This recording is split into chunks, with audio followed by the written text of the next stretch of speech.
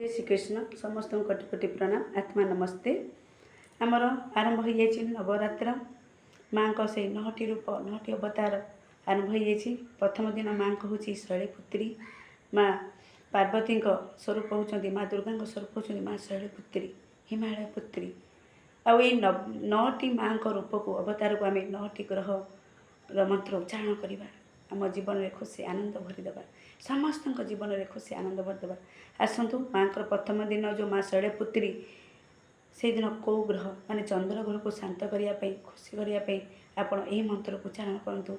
आपण जीवन में खुशी शांत स्थिर जहाँ भी आप जो प्रोब्लेम अच्छी सब दूरीभूत हम। ये माँ को मंत्र उच्चारण करूँ केमती करी। ओम जा देवी सर्वभूतेषु माँ शैलपुत्री रूपेण संस्थिता नमस्तस्यै नमस्तस्यै नमस्तस्यै नमो नमः। ये मंत्र को 108 थर चाटिंग करूँ।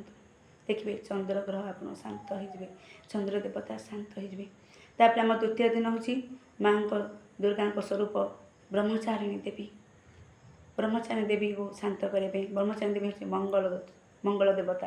ये मंगल देवता को शांत करने को माँ को यही ब्रह्मचारिणी मंत्र को उच्चारण करेंगे जप करेंगे 108 थर। चलतु केमती करेंगे जार मांगलिक दोष अच्छी मांगल दोष दूर होता है ये ब्रह्मचारिणी देवी को मंत्र उच्चारण कले आ बह जार विलम्ब हो बह भी दूरीभूत होता है।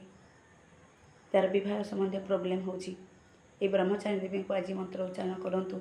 आज द्वितीय स्वरूप ये वीडियो देखला मंत्र ठाकुर घरे बसी उच्चारण करूँ केमती करी।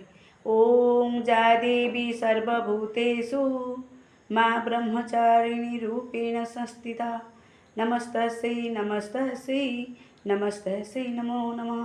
ये मंत्र को पूरा श्रद्धा भक्ति रे माँ को आराधना करी और 108 थर जप करूँ। देखिए मंगल देवता आप शांत हे स्थिर हे आप जीवन खुशी आनंद भरदेवे।